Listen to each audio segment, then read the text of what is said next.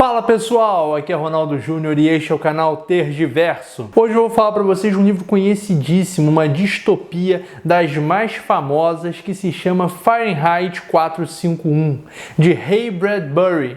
Fica comigo que se você já ouviu falar nessa história e não ficou curioso, olha, você não sabe o que você está perdendo. Vamos pro vídeo.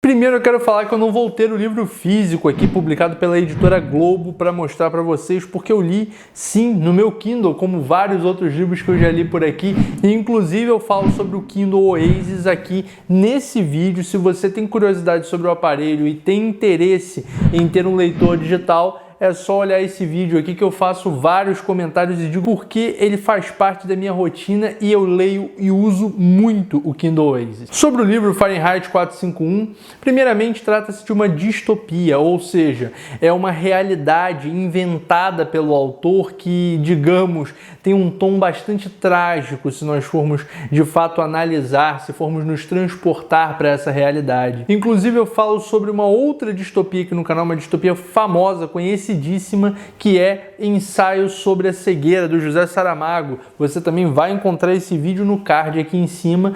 E, é claro, distopias são sempre bem-vindas para repensarmos a realidade, para transportarmos o absurdo trazido pelo autor para a nossa realidade e pensarmos, de fato, qual reflexão podemos tirar daquilo? E isso não é diferente em Fahrenheit 451, porque é um livro primeiramente publicado lá na década de 50, então o autor, digamos, que o que o autor tem como referência de tecnologia ainda não é o que nós pensamos hoje em dia, não chega nem perto, pelo contrário, são coisas até bem distantes da nossa realidade, mas que de fato fazem com que pensemos muito sobre a vida que levamos diante de celulares, televisores, diante de um mundo digital, virtual, e por vezes esse mundo digital acaba nos afastando das palavras, da literatura, da arte como um todo, ou nos aproximando, mas de uma forma muito artificial, muito mecânica, de nós assistirmos episódios de séries, por exemplo, sem parar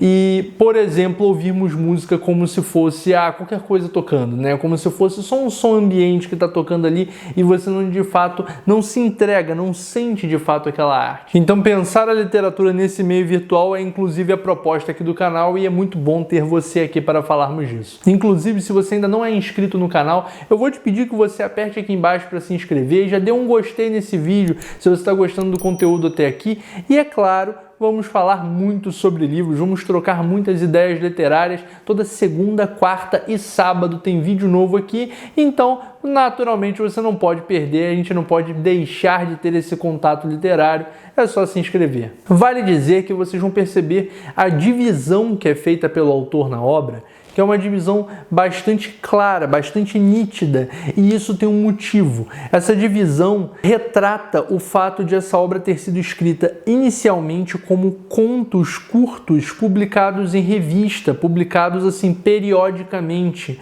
ou seja, não foi pensada essa obra como um romance logo de início e publicada como tal, escrita como tal, não foi assim. Essa obra foi pensada inicialmente para ser dividida em fascículos, dividida em etapas ali. E não apenas etapas como capítulos, mas etapas como partes bem demarcadas até, como se fossem histórias individuais ali que não se conectavam e se juntaram posteriormente.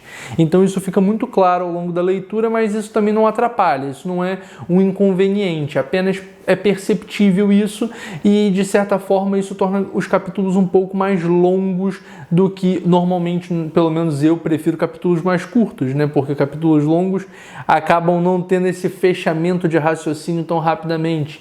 Mas, ainda assim, é uma obra muito clara com relação à sua proposta, com relação ao mundo que ela vem criar para mostrar ao leitor. E vamos a ele então. Primeiramente, na realidade posta em Fahrenheit 451, o autor descreve um mundo em que livros são proibidos. Pensamento crítico como um todo é algo proibido, é algo que não apenas a lei proíbe, como também as pessoas condenam. A sociedade aprendeu a condenar aqueles atos de pensamento, os atos voltados geralmente a práticas intelectuais, a própria leitura, né? Portanto, então vocês vão encontrar um mundo em que pessoas denunciam outras por terem livros em casa. E a proposta do autor é a seguinte: as casas nessa trama são todas feitas com uma técnica construtiva que impossibilita qualquer forma de incêndio. Os bombeiros perderam a razão de ser do seu trabalho, segundo a história, e passam a incendiar. Passam a ser os provocadores do fogo no caso daquilo que deve ser destruído. Exatamente. E aí é como se fosse o termo em inglês fireman. Acaba sendo utilizado como bombeiro, mas no caso são de fato os incendiadores. São aqueles que fazem o fogo surgir. São eles os responsáveis por receber as denúncias e ir até o lugar averiguar se há livros para serem queimados.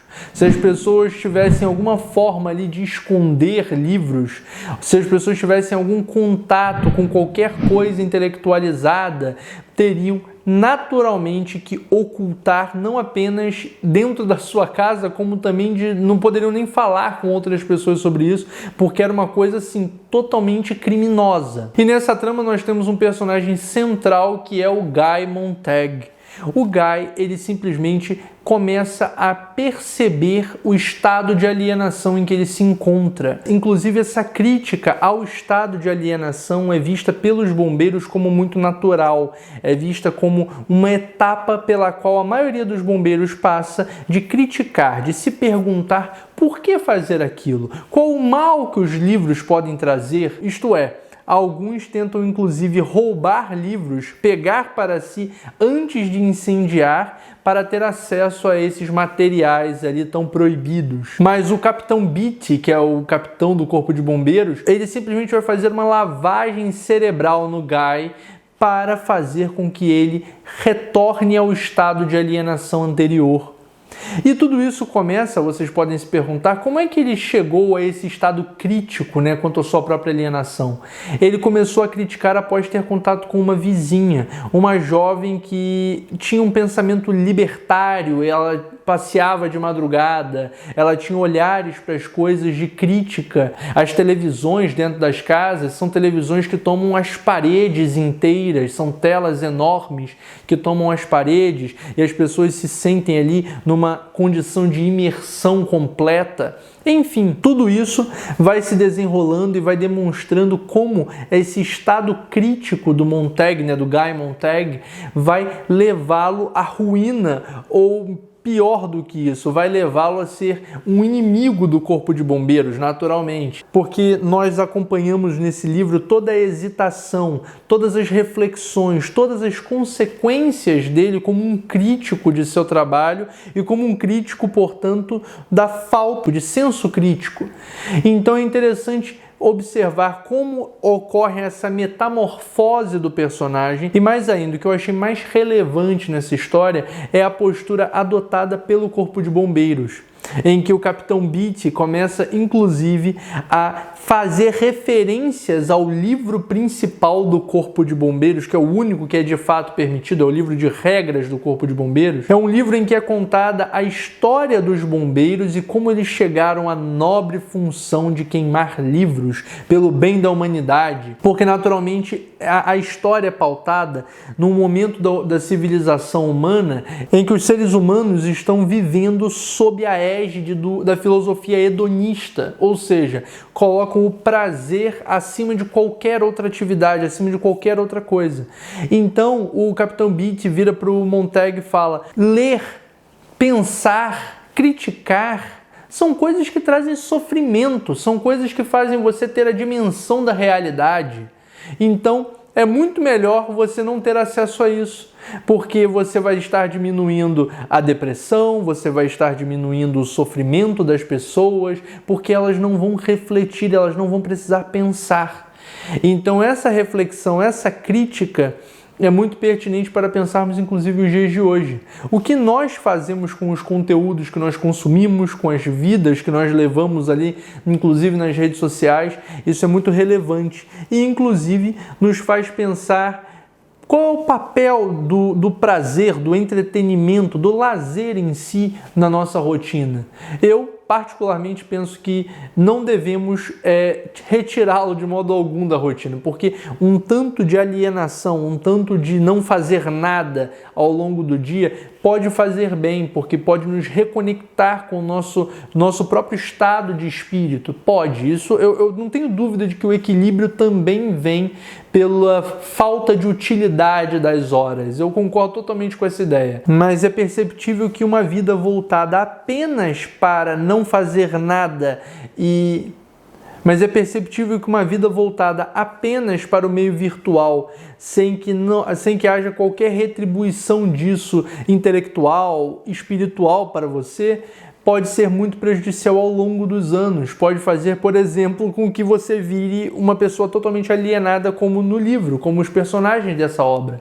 Então, o Bradbury faz uma reflexão muito pertinente, muito interessante, eu admito. Foi um livro que eu senti falta, pelo menos quando eu cheguei no final, eu senti falta de alguns detalhes. Eu percebi ali que é bem interessante, inclusive, o final do livro. Eu senti falta de coisas que completassem, de fato, o destino do Montag e quais as consequências reais daquilo tudo para a vida dele, qual o impacto para a nova rotina que ele passou a ter. Eu fiquei muito curioso para isso e acharia bem interessante saber isso. Então abre margem apenas para especulação. Inclusive, se você já leu, me conta aqui embaixo. Claro que sem relatos do final para ninguém ter spoiler ao ler os comentários. Mas conta aqui embaixo o que você achou da obra como um todo. Você sentiu falta desses detalhes ali finais, de como o destino do personagem foi levado posteriormente ao que acontece no último capítulo?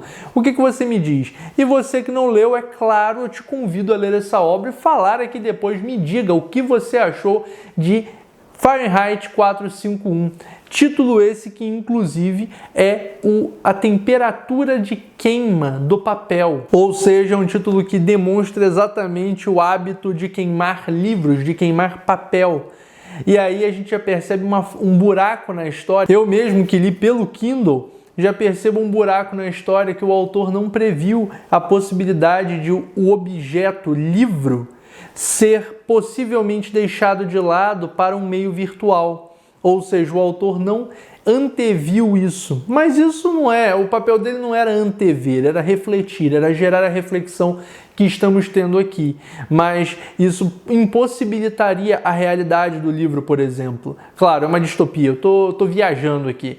Mas isso impossibilitaria a realidade do livro porque as histórias, as tramas, as palavras são dados armazenados em máquinas hoje em dia.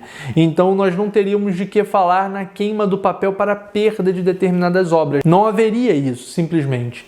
Mas enfim, vou deixar essa reflexão para você. Quero que você fale aqui quais pontos da nossa realidade você também encontrou no livro ou você vai encontrar, porque você que ainda não leu vai ler e vai falar aqui para mim. Eu espero o seu retorno, vai ser muito prazeroso trocar essa ideia literária com você. Inclusive, se você quiser comprar o livro, o link está aqui na descrição e comprando por lá, você sabe, você vai estar ajudando aqui o canal. Então é isso, pessoal, muito obrigado por estarem aqui até esse final de vídeo. Se inscreve aqui no canal para não perder nada e até o próximo vídeo.